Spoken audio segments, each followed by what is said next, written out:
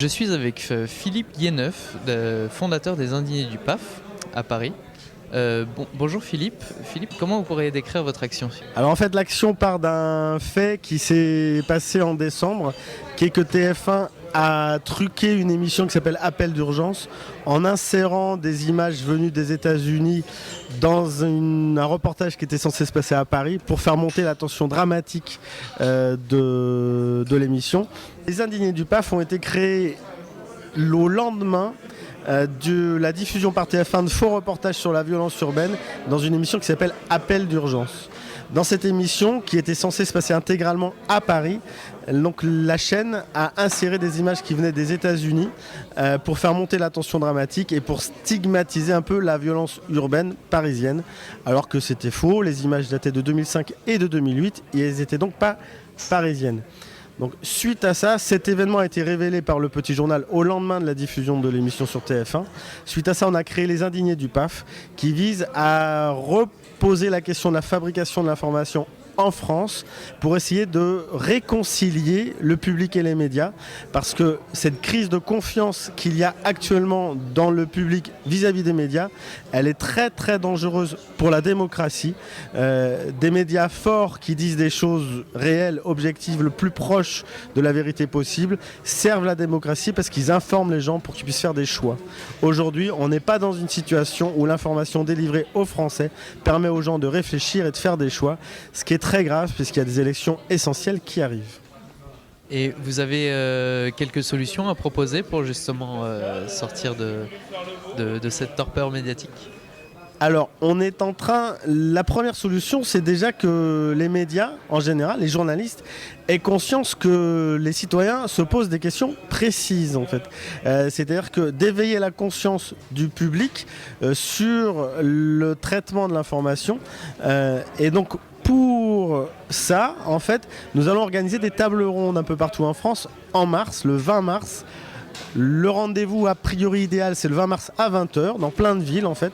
On va faire une feuille de route de questions, de problématiques sur le traitement de l'information, en hiérarchisant les problèmes en fait, en les mettant par catégorie, les problèmes de principe, les problèmes de structure et les problèmes généraux d'interrelation entre le public, les médias et les institutions, pour que tout le monde ait conscience de la nature des problèmes pour qu'on puisse proposer des solutions qui seront globalement une refonte de la manière de construire les entreprises de presse et de médias en général et les rapports au public. Vous pensez que l'indépendance des médias y est pour beaucoup? Le problème aujourd'hui, c'est que dans l'article 3B de la Convention collective du journalisme, il est écrit « Un journaliste ne peut pas aller contre l'intérêt de son actionnaire ». Or, aujourd'hui, les médias en France sont possédés par des armementiers, par des bétonniers, par des banques ou par des gens du luxe. À partir de ce moment-là, l'information, comme c'est écrit dans l'article 3B de la Convention collective, ne peut pas être fiable. Et est-ce que vous pouvez me parler de l'opération Poubelle des médias que vous préparez? Alors la Poubelle des médias, c'est une proposition. En fait, c'est un peu pour rire, mais en même temps, ça a un fond, un vrai fond. L'opération La Poubelle des médias démarrerait, si elle se fait, le 1er avril. C'est comme un clin d'œil pour dire que tout ça, c'est sérieux, mais pas trop non plus quand même. L'idée, c'est de dire que les Indignés du PAF lancent une opération de tri sélectif avec une nouvelle poubelle dont on n'a pas encore choisi la couleur. Mais cette nouvelle poubelle, ça sera la poubelle des médias et tous les citoyens seront invités à jeter à la poubelle tous ces médias poubelles qu'on nous sert tous les jours. Et évidemment, c'est un clin d'œil festif, mais c'est un clin d'œil qui, au fond, a vraiment du sens, puisque c'est dire, écoutez, voilà, non, nous, on veut qu'on nous serve des médias qui sont des rendez-vous, des médias qui donnent des informations, des médias qu'on écoute, qu'on croit, auxquels on accorde de l'importance.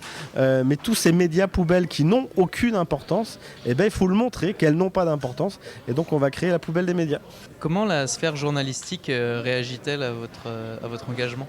Alors, le mouvement est quand même assez récent. On a rencontré beaucoup de gens qui, dans leur grande majorité, quand ce sont des journalistes en place, en fait, réagissent avec intérêt parce qu'ils ont conscience que l'idée est de réconcilier les mondes en fait. Des mondes qui se sont séparés.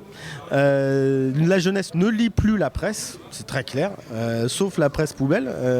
La jeunesse ne lit plus la presse. La jeunesse ne regarde pas vraiment les magazines d'information avec un œil en disant ça c'est vrai. Non, si on pose une question à quelqu'un qui a entre 20 et 30 ans aujourd'hui, ce qu'il pense des médias, il vous dira, une des premières choses qu'il vous dira, c'est qu'un média aujourd'hui ne donne pas la vérité sur les faits.